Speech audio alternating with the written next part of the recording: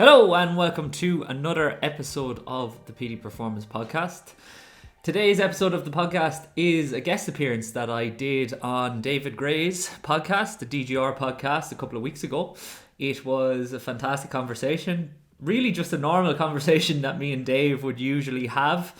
Dave has seen my growth in the industry from the beginning, and we touched on that. We touched on mindset, we touched on running mechanics and what my role entails, and then we moved into talking about online business and plans for the future. So a really enjoyable conversation was had, as I always have with Dave. I thought it was appropriate that I bring it to you guys as well as to his audience. So hopefully you guys enjoy it too. And if you do enjoy it, please remember to like it, share it, and send it.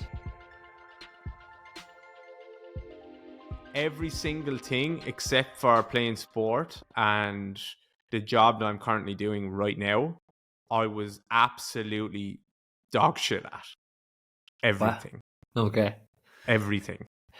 Just by never, ever taking any interest or trying to do anything. I think I had a conversation with Kerr on my podcast years ago, and it was a very similar setup for me. Like, even a couple of people that I was in school with mentioned it to me. There was like, Jesus, he's kind of like you a little bit, isn't he? And I was like, yeah. It's just memory recall I find very easy. Like, I have like a verbal memory, which was really useful in Irish exams, because like you're just rote learning everything, you know. Mm-hmm. But then I have an analytical brain in that I don't like rote learning something if I don't understand it. So I have to piece it apart so that I can then put it out there, which is useful.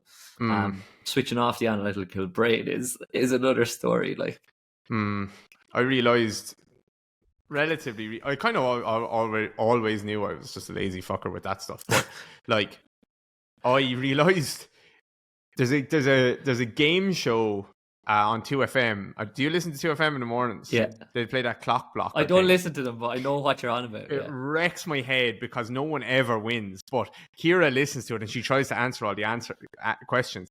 And I realized that I know nothing about nothing. I can never answer. Unless it's a sporting question, I can't answer anything ever. And it's like, I know it's geography. I don't know anything about geography, anything about anything. And I realized that it's the same with grammar when I'm writing or something like that on Instagram. I have to ask Kira, like, should that be a comma? Should that be a hyphen? Should that be a whatever?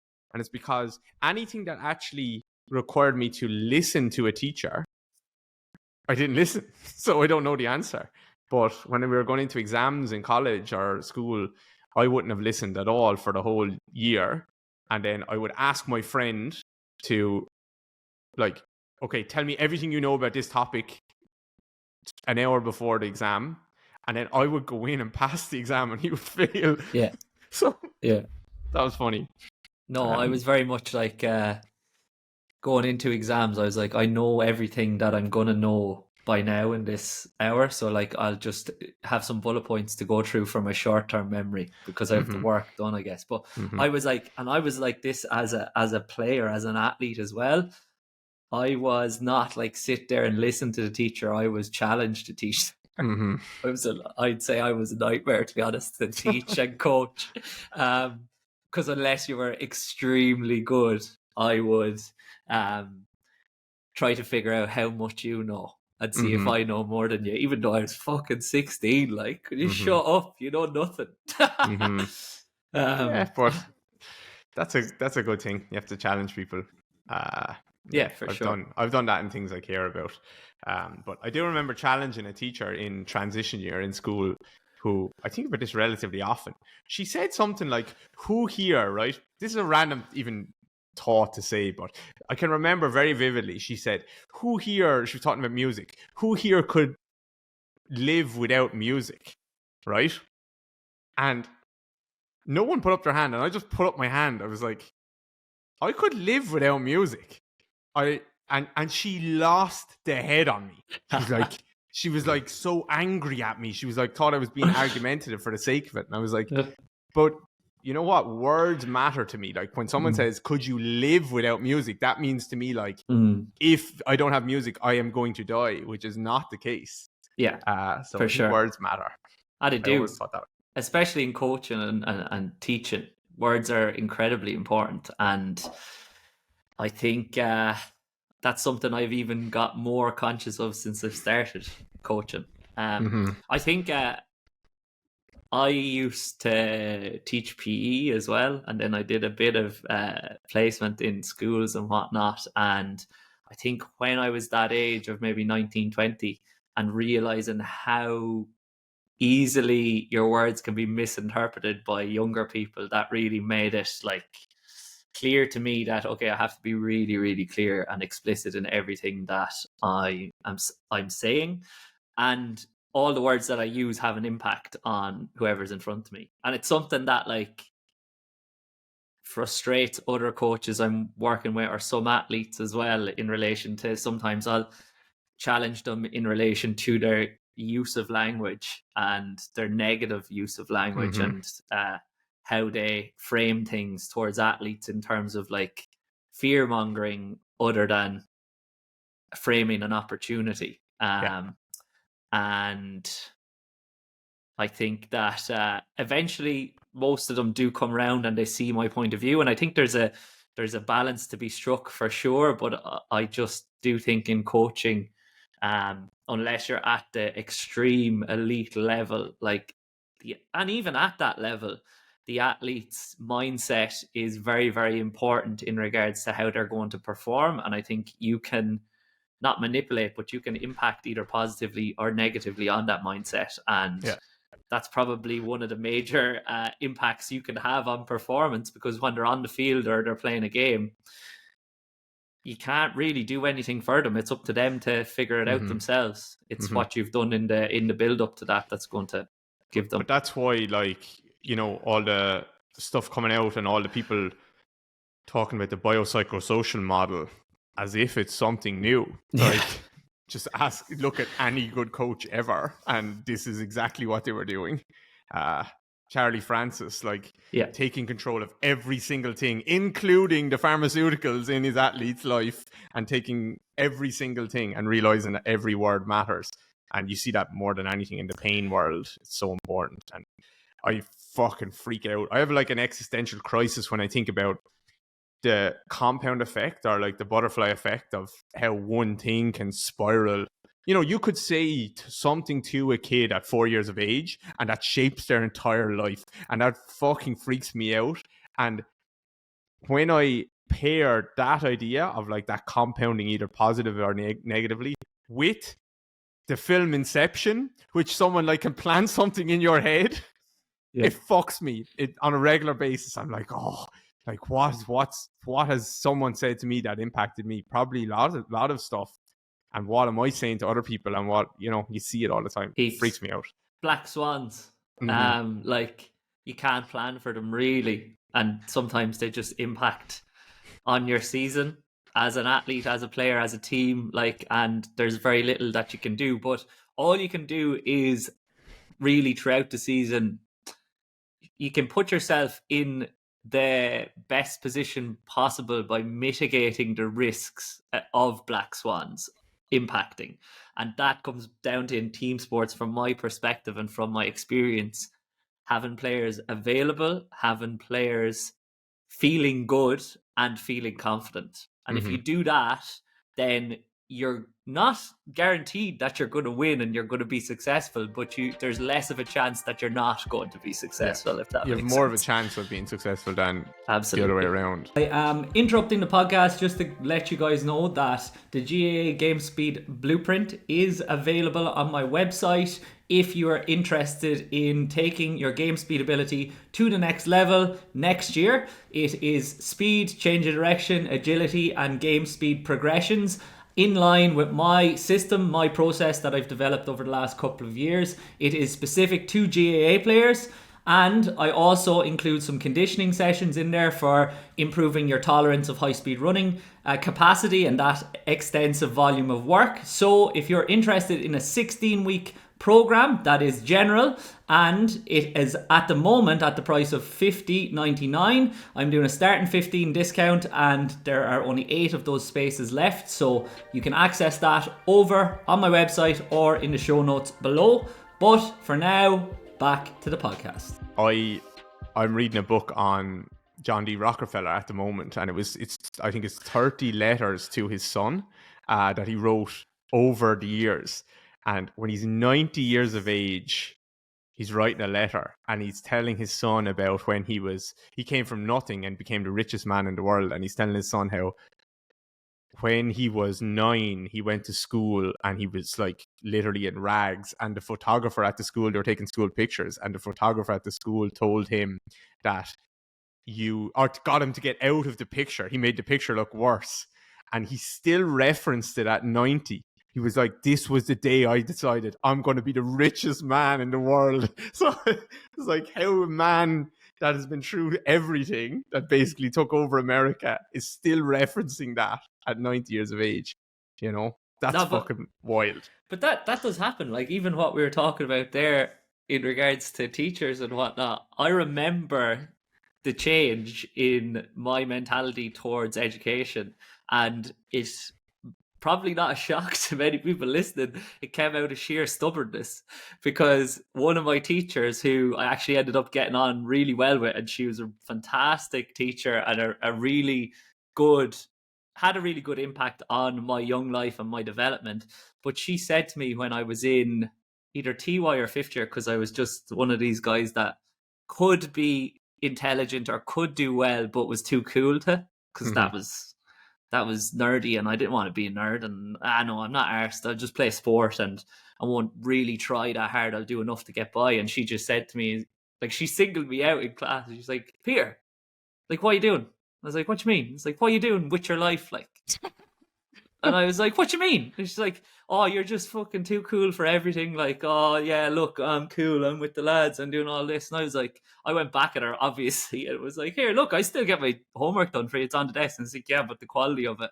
And then I remember in that class or after that class, I was like, screw you. I'm going to fucking ace the Leaving Cert now just to put it up to you.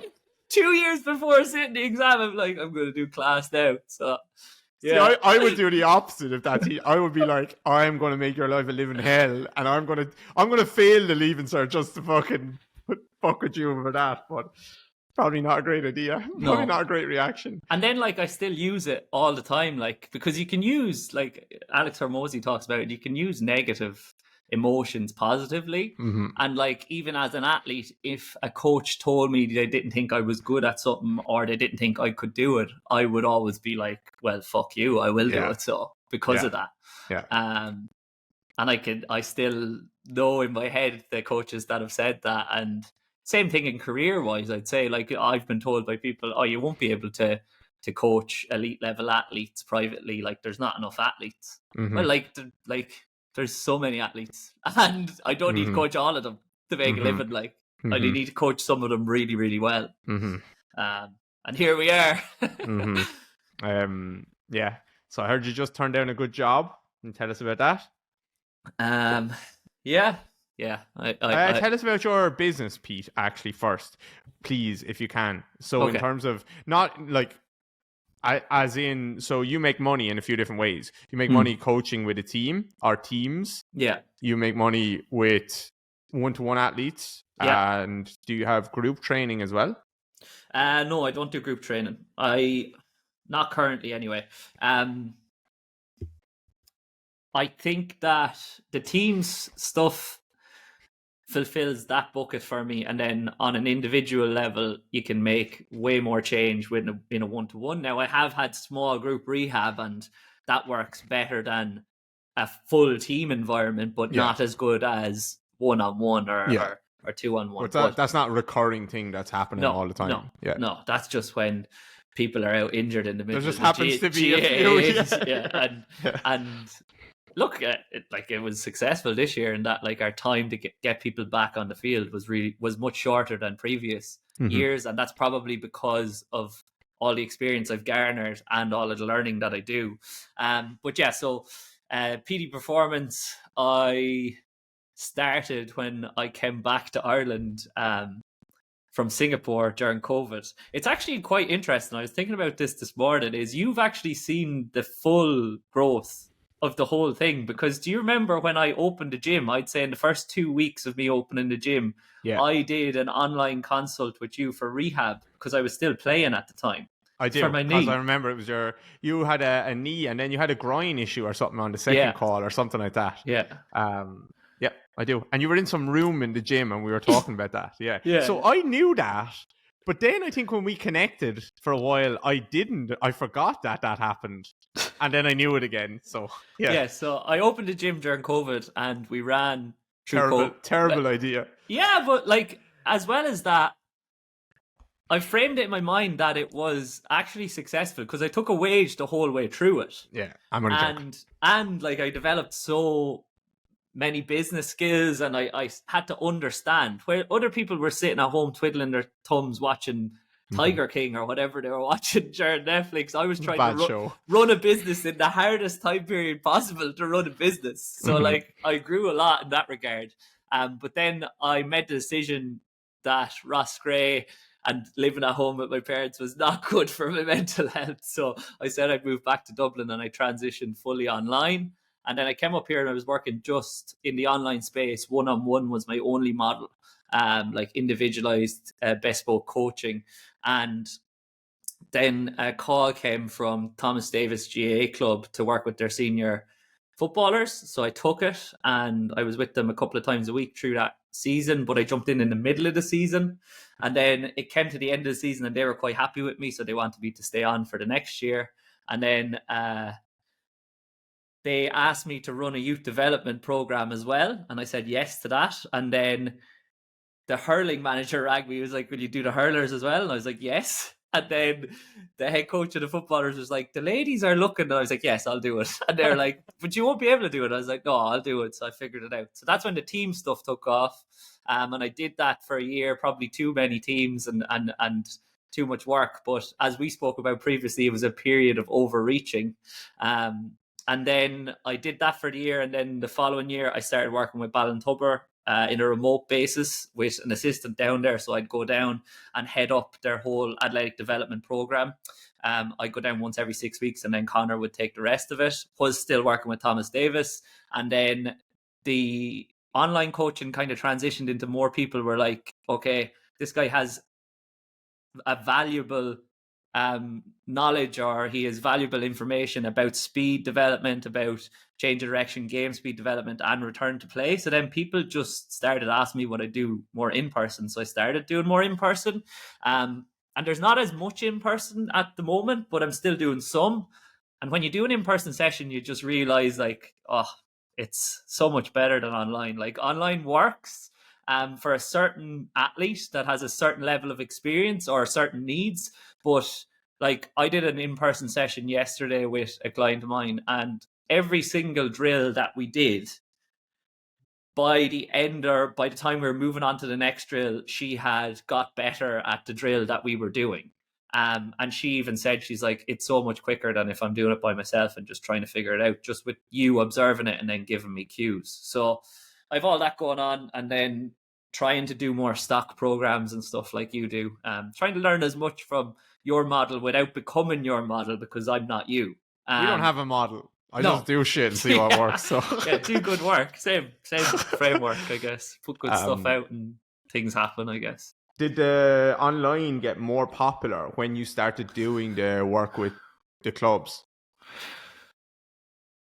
Then I niched down more when I started doing that, because initially I was like, I have a rugby background. So I was like, I'll just do more rugby because I can coach that. I used to coach in a couple of private schools in Ireland. And I think I'm fairly decent at rugby coaching. So I had that background knowledge. But then as I started working in the GAA, I realized like, oh my God, the GAA is like 7 years behind rugby is in terms of like implementation of S&C. At least it was 3 years ago. And so a bigger market in Ireland. Yeah, huge market. And then more GAA players were like, are you working with so-and-so? And I'd be like, yeah. And they'd be like, oh, will you work with me? So I probably did start to get more business from the online space from that as well.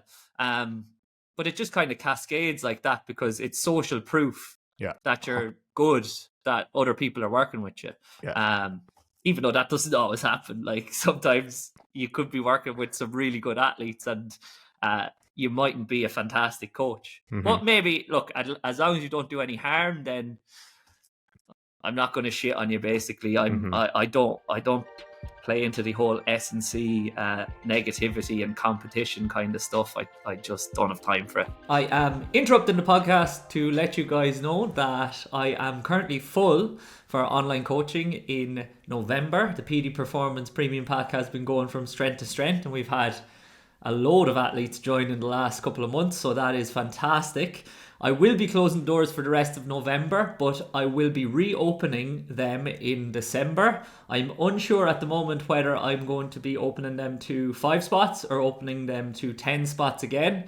It's all dependent on how much work I want to do when I'm on my travels in Australia.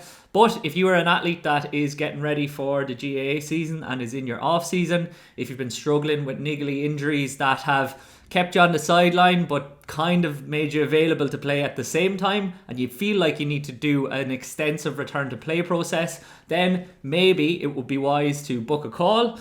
If you're interested in joining the PD Performance Premium Pack, I would advise you to get in touch sooner rather than later. So drop me a message with the word premium on Instagram, or drop me an email at pdperformance@gmail.com if you want to grab one of those spots. For now though, back to the podcast.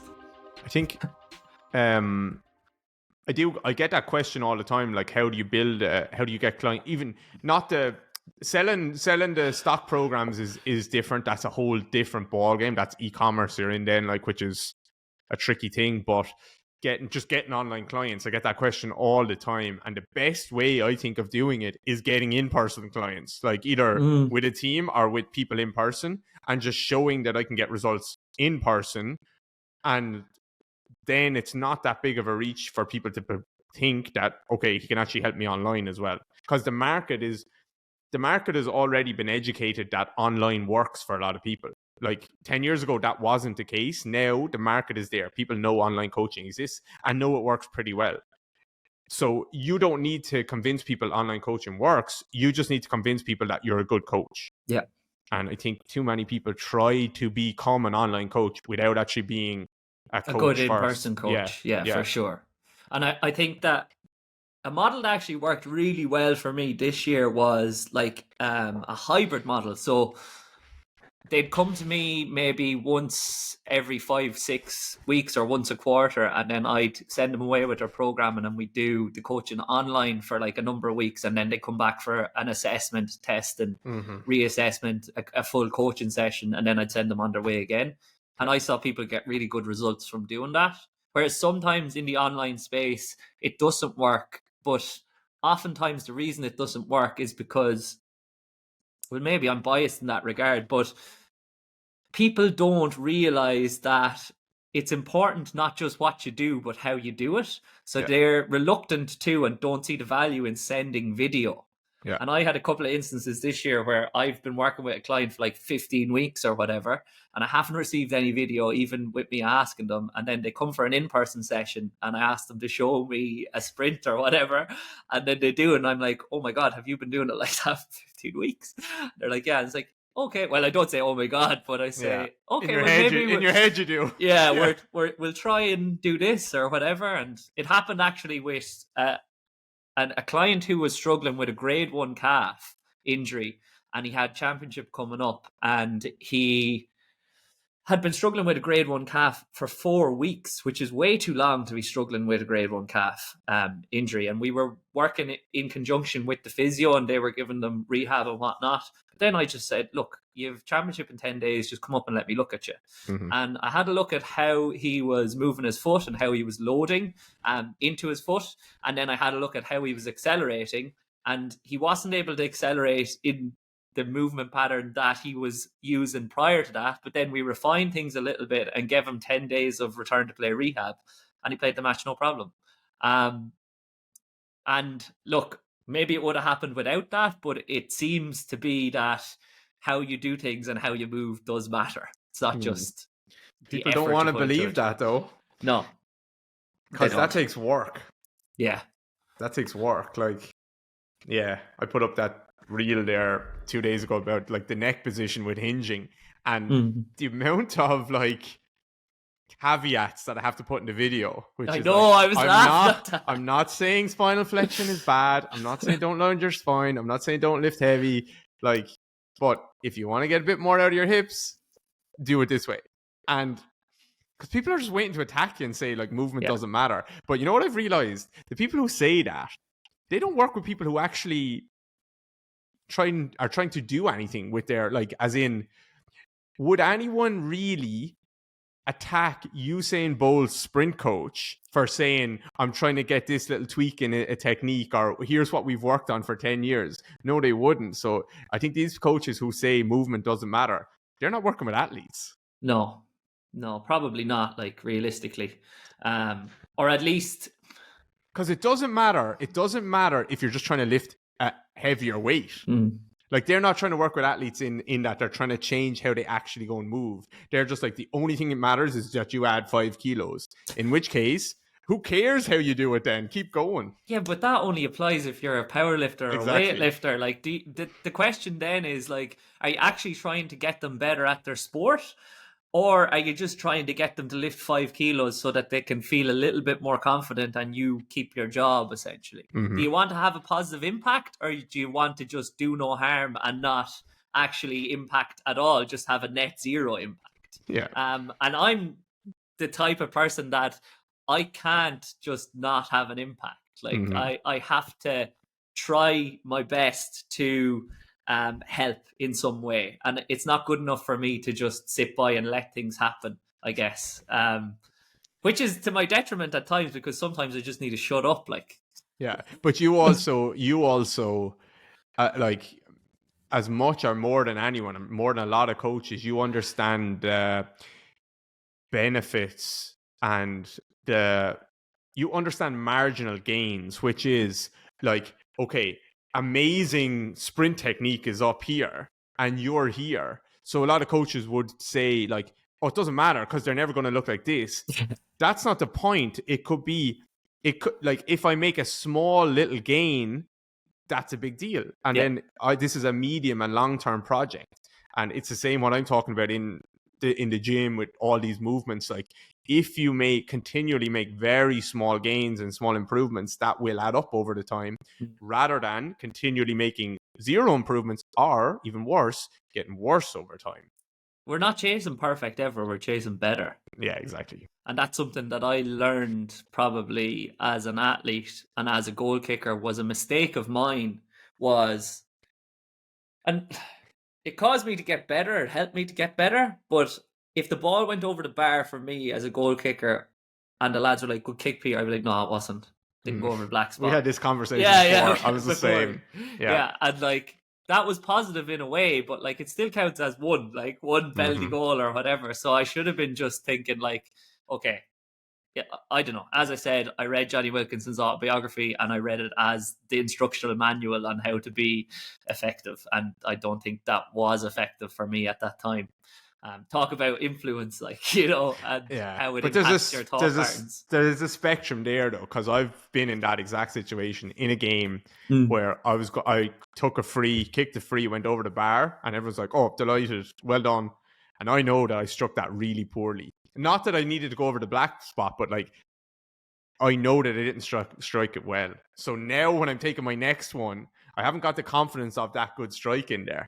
So, yeah. But even if you frame it in like teaching somebody game speed or teaching somebody to beat players, like, if you look at how Ireland move, or how the All Blacks move to try and beat players, like, you don't have to actually beat the player completely. It's just get a weak shoulder so you get over the gain line. Now, obviously not getting touched would be better than that, but getting hit and putting your backside and going backwards is obviously not as good as just getting over the gain line.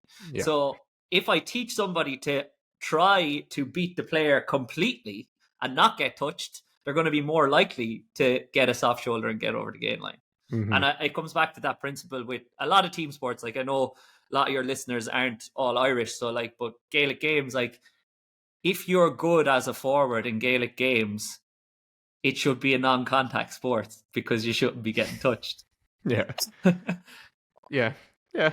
Good point. Unless you're, I don't know who. Let me think of someone.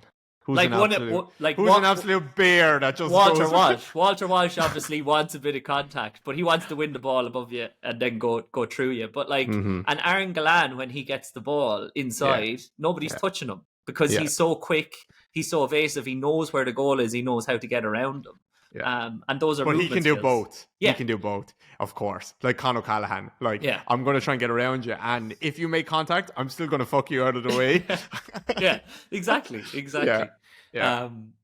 But obviously, for a lot of people, well, it depends, but I think it's more effective to at least try to beat the person by not having any contact first before having to initiate it.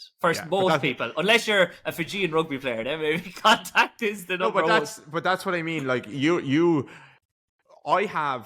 just bring it back to a hinge, for example, because it simplifies things. But like, I have a almost in my mind like an idea of what a perfect RDL is, a perfect kickstand hinge is, and I have a million little things that I could tweak.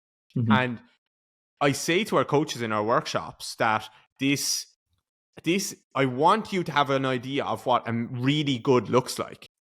But it doesn't mean you have to be picky and search for all these things in the beginning. You just have to pick the one thing that's stopping them doing it just a bit better than it is right now. So that's the same with change of direction. Like I know, or you know, like what all of these little small details are, because I think a coach needs to know that. But you just needed to be then to pick the detail that is just enough, a simple enough detail to help it be better than they are right now. But if you don't know all of those things as a coach, then it's very hard to pick the thing. If you only ever have one cue for change of direction, you're always just going to give that one cue no matter what. Yeah, but then you don't have a technical model, because that ideal is your technical model. Exactly. It's one thing. Yeah. Or nothing. Yeah. It's just do it faster. Yeah, exactly. And get closer to perfect, even though knowing that perfect is unattainable, or optimal, the buzzword everybody hates in the industry. But you have to chase that, especially in return to play, because a lot of the time, not all of the time, but a lot of the time, these issues aren't solved by just getting stronger. Sometimes they are, but a lot of the time they're not. And that's typically who ends up coming to me for return to play are the ones that are like, I'm actually really strong. Like, I feel like I'm quite reactive, but I still keep pulling my hamstring. Like, what is happening? And then you look at them and how they're moving, and you're like, okay, I think we can refine this, and then we'll just see what happens and see if you start to feel better. And a lot of the time, it does happen. And you have direct experience, obviously, from me coming down with Killian this year, and him feeling good about how he's moving, and feeling good from doing something slightly different. And that's everything, I guess, is getting the athlete to feel good in themselves, and then obviously trying to impact on their efficiency and their effectiveness in whatever way you can. I think what's missed with that thought process for people who are critical of like that technical model is it's also, if you want to just not say, like, if you want to just strip away all the technique stuff and say, it's actually just graded exposure then. Yeah. We're doing change direction work. We're sprinting. It's just so happening that I'm picking out something and trying to tweak this thing. But I'm not talking so much that they're not doing it. They're still doing the movement. Yeah. So I don't think there's any loss there. No. And you figure out as well, like, it's all graded exposure, really, like, because you're trying to decrease stress so that you can increase the chances that they're going to be successful, so that they can improve their decision-making process. Because if you've too much stress on the system, then it's unlikely that they're going to make, or it's less likely that they're going to make the correct decision at the correct time. Yeah.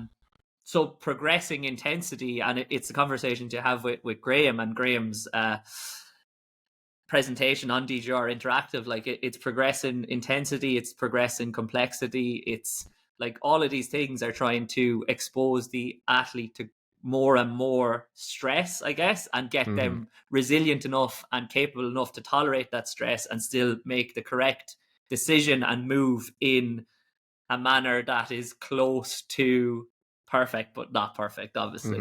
Better. Yeah, better. Yeah. What you learned this year about late stage rehab? Um, What's the biggest things? I think the major influence on me this year was obviously Alan Murdoch, who's been on the podcast, and his Speedworks, or now Elevate Performance mentorship. I think what I learned the most this year was systemizing things. Like, I had a system, but I think I wasn't focused enough on how athletes transition through the system with effective cueing and individualized cueing. I was more like, okay, you've passed this stage, now I'm going to graduate you to this stage. But I wasn't as worried in the past of how they were progressing or how they were moving from stage to stage. Whereas Alan gave me confidence in relation to my coach and I that I didn't really know that I had. I knew I could kind of see things, but I wasn't sure if I was correct in what I was seeing. So then I was more reluctant to cue athletes and to change things because I didn't want to fuck things up. And then from the few weeks going over and back to Bath with Alan, he was telling me, he's like, no, like, you're right. Like, now obviously he was able to simplify it at the time a lot, and still a lot quicker than I was able to simplify it. But he was like, I'm seeing that too. And sometimes he was like, that's actually interesting. I see that now, but I didn't see that before. And that's where coaching eye is extremely valuable. So I'd say I honed my coaching eye, and then I also developed systems for very different injuries. Just from potentially from more learning, potentially from more confidence, and definitely from more exposure to more different athletes and different issues, and figuring it out as I go. But it didn't just happen this year as well. It's happened over the last 3 years. It's just maybe come together a little bit this year, hit home a little bit more, Yeah. When you say like systemize it and focus in on things, do you mean, well, I know what you mean, but do you mean that when you identify something, you're not just like, okay, I'll just do this exercise and then progress on to the next thing. You're like, you're not happy to, you're trying to milk out that thing and actually change it rather than just tick the box. Exactly. I don't just go, oh, that's sore or that's not working. Okay, let's put in this exercise.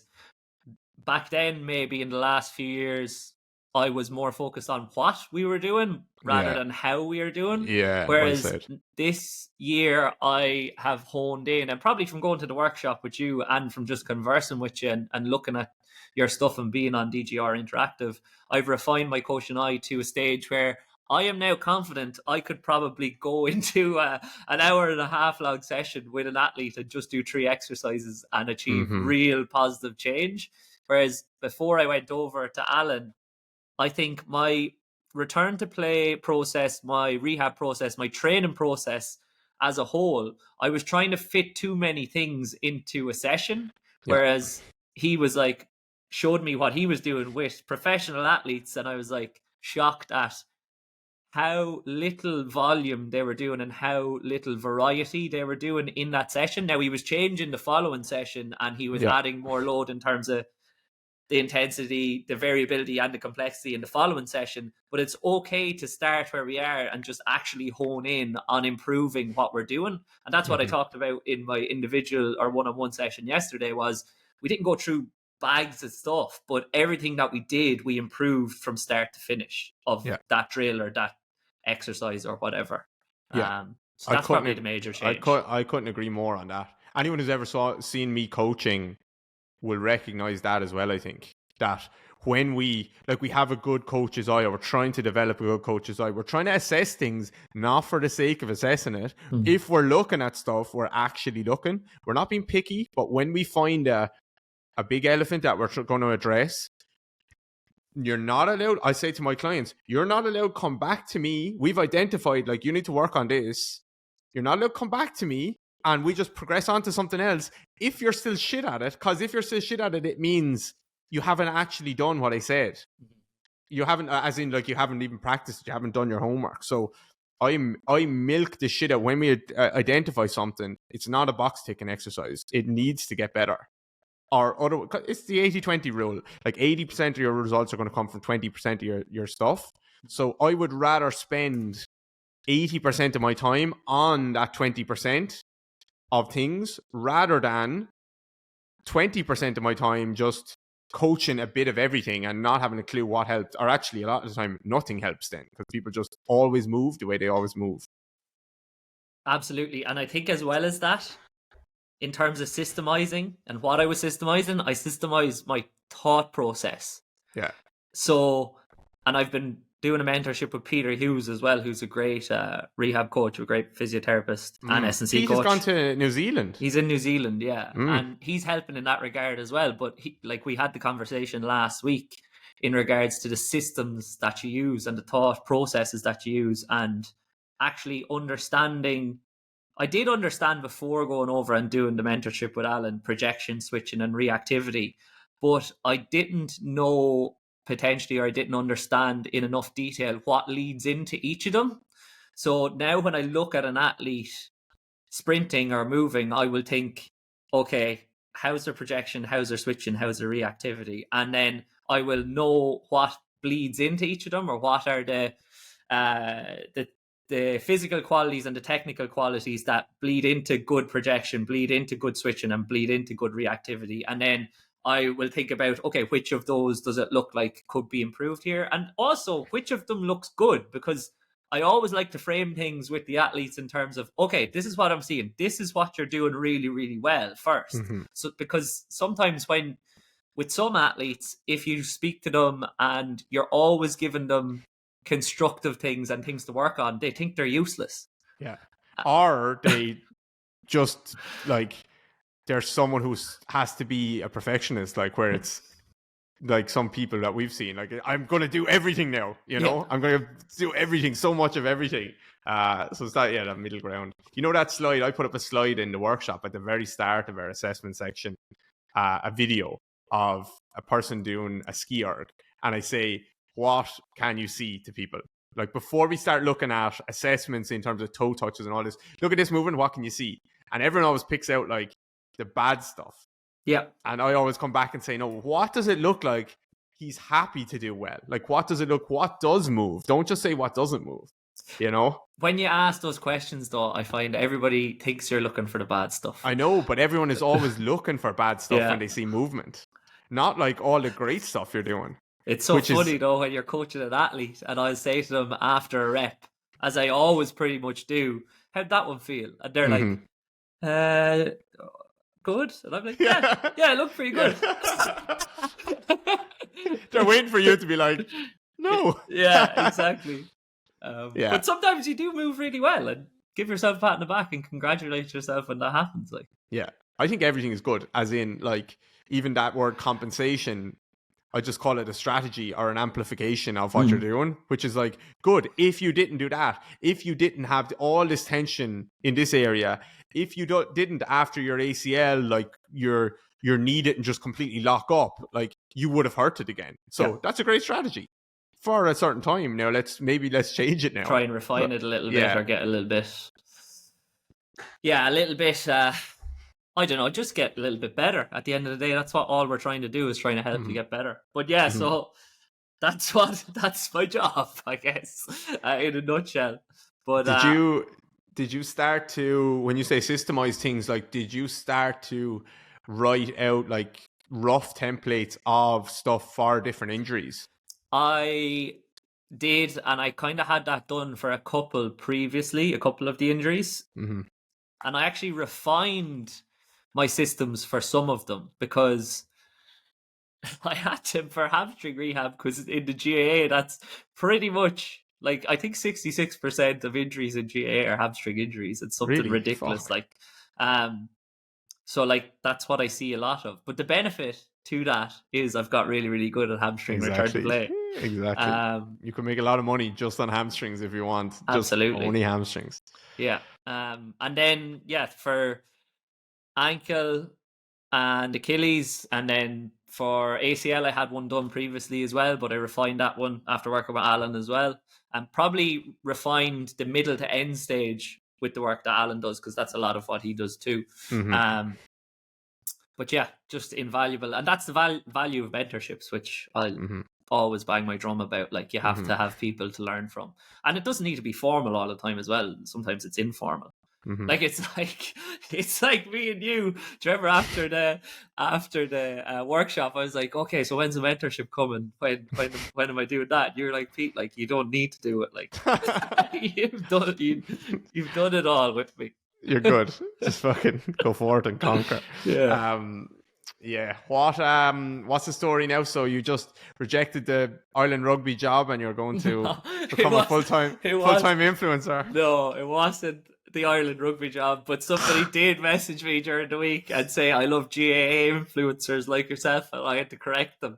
I said, I'm not an influencer. I am. I know your framework on that, and I agree with it, but it is, I'm right. You're having an influence. You need to embrace that. But I prefer, I know you do embrace it. Yeah, I prefer the mental framework of being a coach. So when I go in as a creator, because I am a content creator, I prefer taking the mental or the mindset that, okay, what am I going to coach somebody through watching this piece of content or from consuming this piece of content? I think that's really effective. Whereas I am trying to influence them, but sometimes influencers and that connotation is it's about me. Whereas as a coach, it's never about you. It's about the athlete, it's about the problem, and it's about the solution. So I prefer that. When I'm online, I think of it as an educator, or a coach, but mostly an educator. But just when I say that about influencer, that's to get back at the people who call you an influencer, other coaches. I'm like, just because you can't have any influence because no one likes you, like, you call me an influencer. You'd love to have some influence, but you've the charisma of my toenail over there. So, but sometimes not over there, my toenail that's on my body.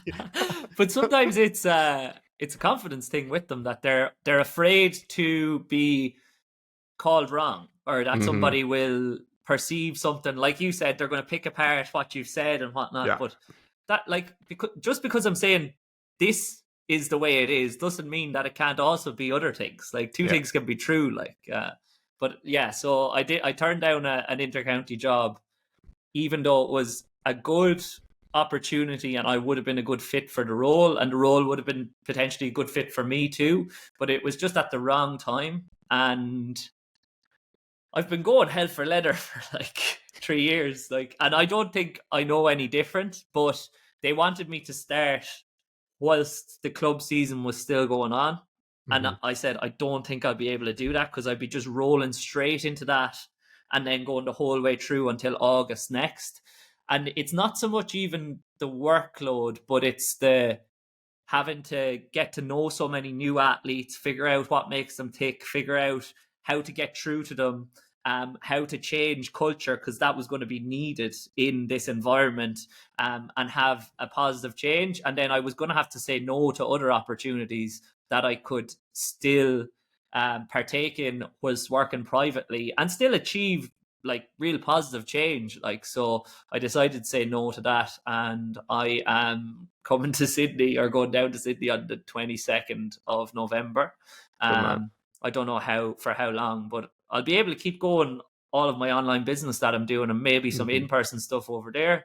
I'm going to meet some really cool people, and going to keep the podcast going, keep creating content, and keep achieving change, positive change in the industry. And like, I was chatting to Sammy Dowling, who's over the Dublin Ladies, and he was giving me advice, and he said a younger Sammy would say take the job, it's a good job, but an older Sammy says there'll always be jobs available.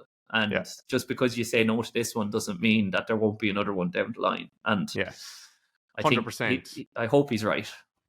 Of course he's right. This is not a mystical, magical thing that happened that you were offered a good job.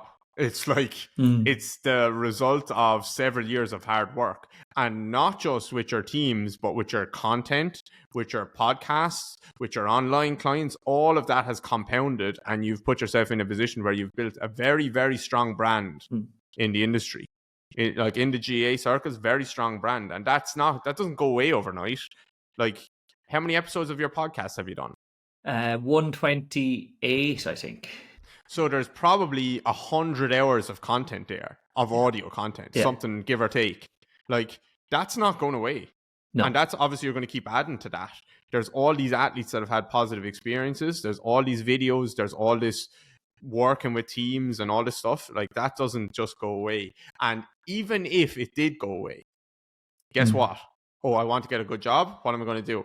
Just get back at it again. Yeah. So whenever you want to, you just, okay, I'm just going to do this again. People ask me all the time, like, if you were starting again, what would you do? I'm just like, same fucking thing again. Yeah. You know?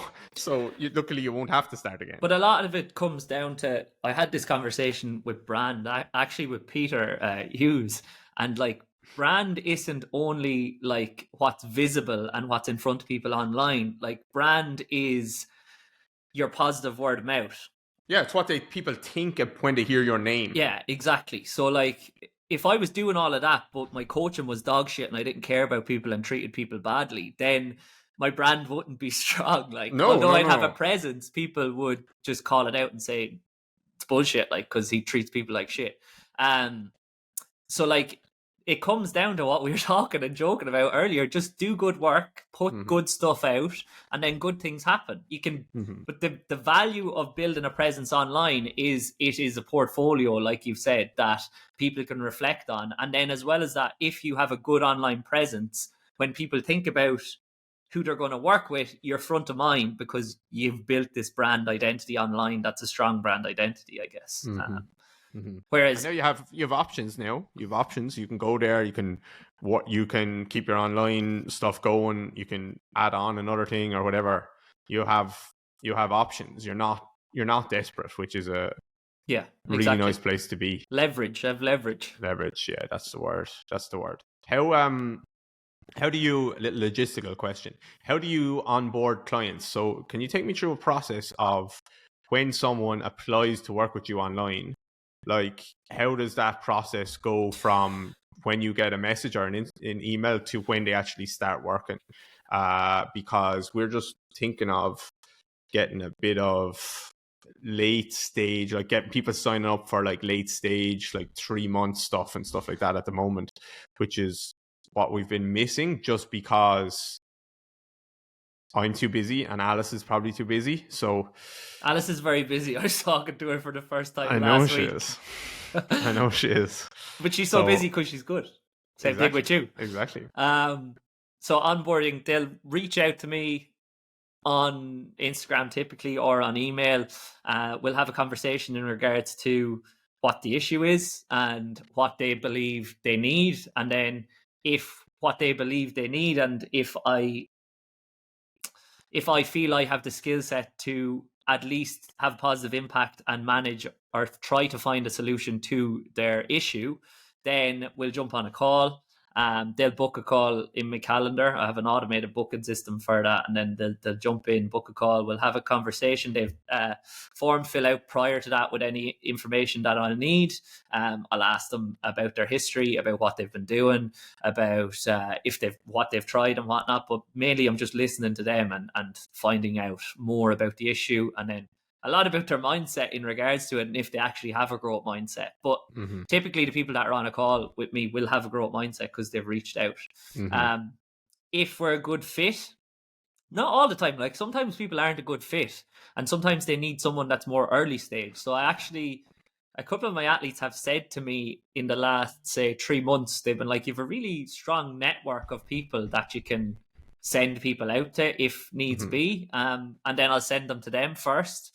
But if they are a good fit, then they might sign up for coaching. Because the onboarding process and getting people upskilled in regards to everything takes a decent amount of time, as well as writing the whole program out to structure into their structure and fit their schedule. I do only take on a certain amount of people per week, per month.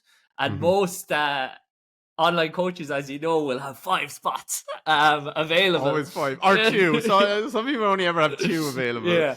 Whereas I figured out that 2 people a week is probably the max that I can do to a really high quality. I have onboarded like more than that per week, but it impacts more negatively on my energy. So then I like to only do 2 per week. So then I'll get them to send me video typically, because a lot of my stuff is return to play, or it's speed and change of direction, or their pain is oncoming because they're still able to play, but they're playing in pain. So injured, but not really. Yeah. So I'll get them to send me a 10, a 20 meter sprint. I'll get them to do a 180-degree turn, like a 10-5, and then potentially, if they're capable of doing it, but not often if it's like an injury, an acute injury or persistent, I'll get them to do a 10-meter fly as well. And I get a fair overview of how they move as an athlete based off of that. After they've done that, then I will ask them about their schedule and whatnot, write the whole program, send through a Loom video on the whole program and the overview of how to do things and when to do them. And then we'll converse on WhatsApp and they'll send me video, or they can upload video to Team Builders where I write all of the programs as well. And then they can book a check-in call every week if they want to review video or to go through just habits and whatnot. But typically, most of them probably go once a fortnight, or I find the female athletes much more attuned to jumping on calls, whereas the male athletes are they'll drop off the face of the earth for 4 weeks, and then I'll text them and be like, "Oh no, yeah, I did everything. I just didn't text you." Ladies just love you, Pete. Don't know about that. I'm telling you. Do they have to sign up for a minimum amount of time? So I run it in 5, 10 or 20 week blocks typically, but it's all about, like, you know yourself in terms of injury timelines. Certain injuries or certain issues, I will say to them, I'll be like, look, the stage you're at now and how you're moving or whatnot, I think potentially we could get this sorted in maybe 8 to 10 weeks or whatever. They can sign up for 5, and then you see, I offer them options to pay in installments. So oftentimes if they want to upgrade after a certain amount of time, I'll say, look, you can upgrade. And then for like clients that are in the service, I offer like a referral scheme. So they get a discount if they want to continue signing up, or if they want to sign up before they're actually due to sign up for a new program, then I'll offer another discount as well. Just because if you're working with people, it's easier to continue working with those people because they know how the system works. Whereas, as I said, the onboarding process and educating them on, or giving them the information on how to do things, is time consuming. Yeah, 100%. Yeah, that's probably our next thing. It's like, I refer out to a lot of people when someone is finished their rehab with us. And obviously I haven't been taking on many clients for a couple of years now, but I refer on, depending on who they are. If they're in America and they're a footballer, a basketballer, or they're a GA player, or whatever the hell, I have different people that I'll send them to. And that works really well. And I love doing that. I love being able to like set them free, where it's like, you don't need us. You just need to go and train in whatever the hell way. If we've done our job well, you go and train whatever the hell way you want. But some people really just love the training that we do, and they want to keep going. And I think we are underserving some people in that regard. So that's part of our coaching, but I have to hire someone to do that. I can't try and take that on myself. It's just too much. So I've just been thinking about how to get that to happen. And I think it would just probably take a good bit of time to get set up. But once it was set up and I had the right person, it would probably work pretty well. But I listened to the podcast actually on that, and that's what I was thinking myself as well, in terms of I have good affiliates or physios and physical therapists and what to refer out to, and they will send me a comprehensive review of whatever the issue is, if it's an acute stage of injury, and then we'll work together. But it's still, because they're affiliates and they're not working under the brand, or they're not employed by PD Performance, it's limited. Whereas if I was working with a physio, or in conjunction with or in collaboration with them, it would probably be even better, because the process would be more streamlined. It wouldn't be email to email. It would be, I'm just going to walk down the hall in whatever office and talk to this person about this. And that'd be great. That'd be awesome. So that's part of like our new gym and our new space is hopefully going to have someone there. Just get an S&C in who's happy to do just a bit of everything, a mix of in person and online. And I would be happy to spend money on like really good kit in the gym then in that case, where I'd have like get some nice force plates in, get some nice whatever's in. But at the moment, the reason I haven't like got that stuff is, one, I don't have that much of a need for it. I don't feel like I'm missing out on stuff. When I need to get someone all their testing done, I'll just send them off to get it done. And two, it fucking wrecked my head just having to like actually take the time to do reports and look at stuff. And I just don't have that time. So I don't think I just you need that much, though, realistically, as well. And no, I don't think so either. But if there was something that I felt would be beneficial for the gym, I've always had the mindset of like, we'll buy any equipment that we need, we'll buy any coaching that we need. I'll go to any seminar, no matter where in the world it is, if it's beneficial. Yeah, definitely. And, you know, so. But for my stuff and from my experience, when like I use the stuff that I have, with the RTP and with the testing and assessment and whatnot, there'll always be something you're like, oh, that could be useful in some regard, but like would be nice, but not a must. Yeah, but so we've the gates, we've GPS, and we have an output device for measuring like their jumps and everything. Basically, output's a great device. Like, it's really useful.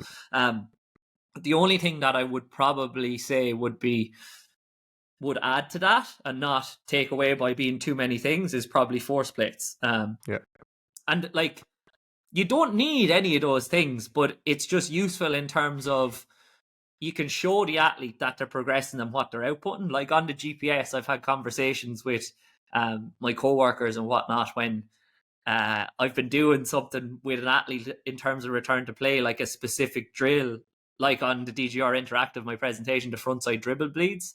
And my assistants have been looking at me and being like, what the hell is he doing this for? And then we come back in and we pull the GPS data and they're like, oh my God.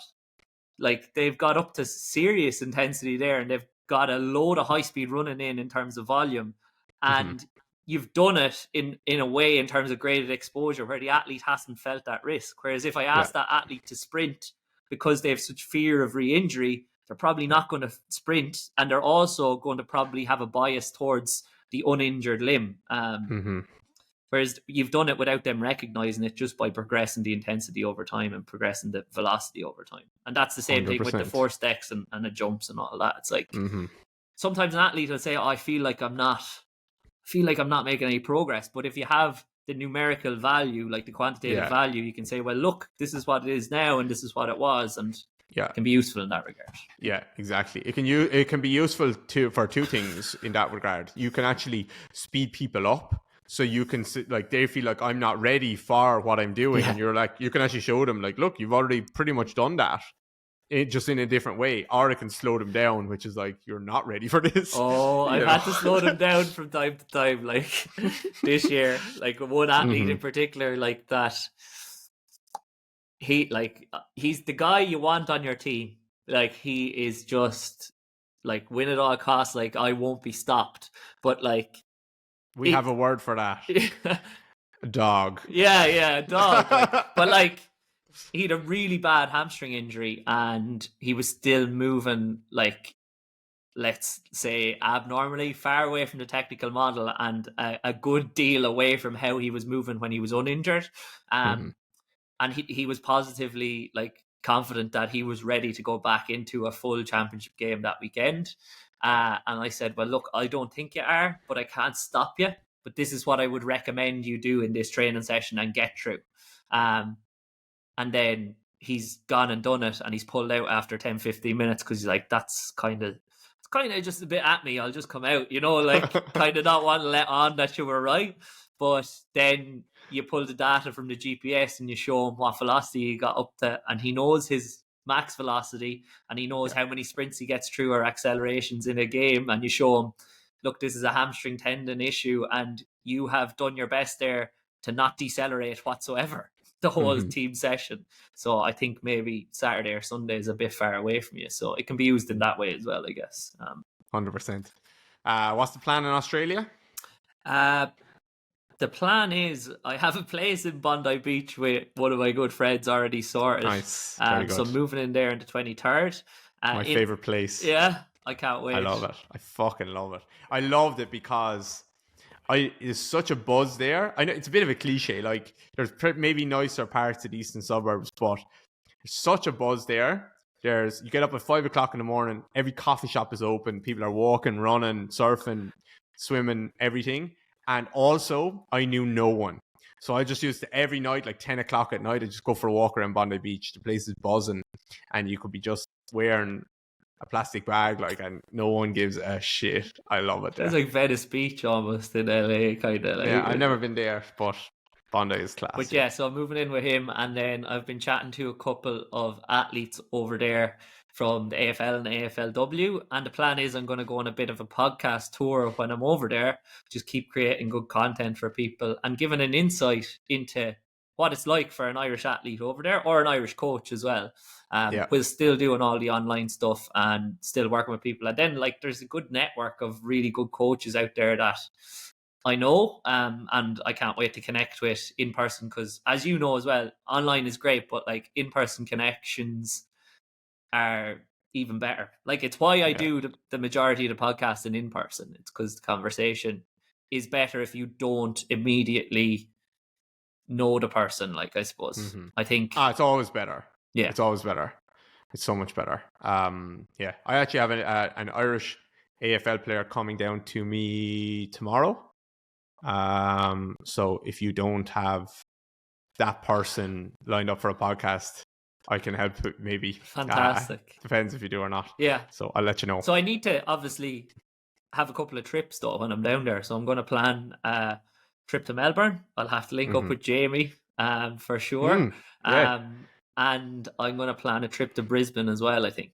And yeah, it'd be great because obviously Sydney is mainly rugby league, like even though the Swans are there, and then GWS Giants are nearby as well. And then I suppose when I go down, I'll have to link up with Lockie and some of those really good coaches, obviously at Athletes Authority. I'll try and get in and just even do a bit of shadowing.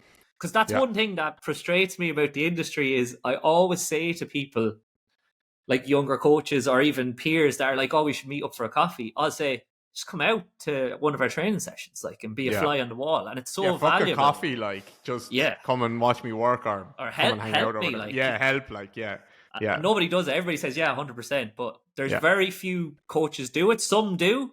But then whenever I'm offered a job or somebody's looking for somebody that they're like, I need somebody to fulfill this role, those people that have come out and shadowed and actually showed an interest in self-development and improving, those are the people that come to my mind, and I recommend them immediately. 100%. When someone asks me for a coffee, like, it's just no. But I've actually had some coaches, loads of coaches, who book in an hour of my time online or in person, come down saying like I have an issue, which is I didn't know, and then they come down and they like do kind of spend 20 minutes talking about their knee, and then they just pepper me with questions for the next half an hour. And not that I want or need that, or like I'm going to take money for someone's time or whatever if they just want to ask questions, but I respect it. I'm like, you found a way to get your questions answered. How much better is it, like, the couple of hours we spent coaching together down there? Like, that was so fun. Exactly. Like, do you know, because we were both problem solving and both figuring out indirectly bits about the other person's process and whatnot, and gaining a little bit. Exactly. But that's why all these arguments online that happens, constant arguments, constant bickering, online just brings out the worst in people. If you and I, like, in another world, you and I could just have a massive argument online and disagree on the smallest bullshitty thing ever. And then if we were in the gym together, we'd be like, I agree with like 98.7% of the stuff that you're saying. So, But that's like the podcast we recorded where we had the argument about, what was it, being realistic and being positive. And like, I suppose I'm more towards the positive side of the spectrum. So optimistic. Yeah, optimistic. Sorry. So my thought process was that the positive thing has a chance of happening, even if it's less likely to happen. So it's more positive for my mindset to focus on the positive happening rather than worrying about the negative happening, I guess. But like I completely got your perspective on it as well in terms of the realistic mindset. But I think, more useful. we're probably saying the same thing, but Yeah. I think being realistic should lead you to be optimistic. Yes. Which is a weird thing to say, but like if you look at the world over the last 200 years, it's gotten a lot better. Even though people always think it's worse, it's gotten a lot better. So to me, just being realistic is, like things are going to keep getting better because that's statistically true. But I see a lot of people who are big optimists in clinic, and they're just idiots, like, because they just can't actually accept where I am right now. So but it's like it might happen, but it also might not happen. But like as you said, the realistic mindset, like take an example, okay, maybe bad example because it didn't happen, but the Irish rugby team went over to France with the mindset that we can or we could win this World Cup. But that's being realistic. Yeah, it is. Yeah, that's what I'm saying. But they're being realistic, and in turn, it's leading them to be more optimistic about their chances. Yeah. Whereas in the past, I'm sure Irish teams have gone to a World Cup and in the back of their head, they've been saying, there's not a fucking chance in hell. And like, we still went down to quarterfinals, so it doesn't matter. But there's never, there's zero case for being pessimistic. Yeah, there's literally, well, there is a case in nature, like that kind of story of, okay, I hear a rattling in a bush. Yeah. And I run away. And yes, being pessimistic there is a good thing because even if it wasn't a tiger, you're still alive. Yeah. So, but it's only advantageous to a point. Yeah, exactly. It's protective like all the time. But if you're constantly protective, you're not likely to gain anything new. Like. Yeah. So. But if you're optimistic there, you're going to end up dying. Yeah, the tiger's going to get you sooner. You never think it's a tiger. It's like if you're making a business decision, constantly making decisions based on, oh, sure, it's grand, I'll be a millionaire. Just spend on all these tools like we we're talking about. But like realistically, the best way for a business to function and continue functioning is to continue being in the green, like, and not being in the red.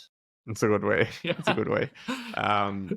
Okay, Pete. Thank you very much. Is there somewhere people can go, or where should they go to find you? Instagram is probably the best place. Bondi Beach. They'll see you at the bars fucking doing your pull-ups. I don't know. At Petey Performance on Instagram and on everything else as well, on Twitter as well. I'm Petey Perform 9, I think. Check out my presentation for DGR Interactive if you haven't already. SP. And then obviously the PD Performance Podcast. We actually have had our most successful 2 weeks of the podcast on record in the last 2 weeks, which is class. Nice. So hopefully more things to come. I think the content has leveled up a bit thanks to Ryan Proctor giving us a hand in regards to the video and whatnot. As well as that, we've had some really, really good guests with really high quality content in terms of the content of the actual conversation. And then I would say it probably was quite interesting to people that I turned down the intercounty job on that solo episode. So they were like, this fella must be mad that he's turned that down. So they wanted to listen. I don't think anyone would think that. You'd want to be some idiot to think that. Not after listening to it. But okay. Before that, you'd be like, well, other athletes have said to me, like my own athletes, like, is your aspiration to like coach an intercounty team? So like I would have an aspiration, not even an aspiration. I would like that challenge one day. So I think people were interested in that as well. And yeah, I don't know. Everything's growing, I suppose. All the socials have been going well. So I suppose it's am I still in the top guests? You're probably after dropping down significantly, I'll be honest. I have to give my episode a bump. I think our last 3 podcasts, 2 of them are in the top 3 or the top 5 ever. You're not even in the top 5 anymore, Dave, I think. Oh, Jesus. Come on. Are you in the top 10? Yeah. No. Am I not? I think you're out of the top 10, Dave. Fuck. Is McGurn in the top 10? McGurn's number 1. Oh, McGurn, you fucking prick. Yeah. And he'll let you know about it as well. So he went, poor old McCabe keeps sharing his one to try and get up to Dara's one, but then everybody that hasn't listened to Dara's is like, oh, that must be really good. I'll listen to that one as well. He's just promoting McGurn. Yeah. But we'll stay. Also, actually, I better say, I have a new podcast coming out tomorrow with Mr. McGurn and Mr. McCabe as well. Oh, cool. So that's called The Backdoor Cut. And by the time this goes out, I'm sure the first episode will be out. It's kind of an inside look at... Oh, sorry, a new podcast. Yes. Complete new podcast. Sorry, not a new episode. Oh, cool. And it's more of an insight into the life of an inter-county GAA athlete. What are you doing on it? Basically, I'm just facilitating. But yeah, so I suppose it was my idea to kind of get the guys together, and they thought it was a good idea, but maybe they were a little bit reluctant to go doing a podcast, having not had that much experience. So I'm just sitting there asking questions, really, Dave. Are you doing it in person? We've recorded 4 episodes in person, yeah. Oh, cool. And we have a very special guest coming in 2 weeks' time who you also know. So yeah, it's gonna be be good. I'll tell you. Tell me. No, it's gonna be a surprise. I'll tell you after, but I'm not telling you. Announce it on the DGR podcast. But yeah, that's pretty much it. So Petey cool. Performance signing out, and thanks, Dave. Thanks for everything. Thanks for having me on. Thanks, Pete. I'll talk to you next time. McGurn, fuck you. Bye bye.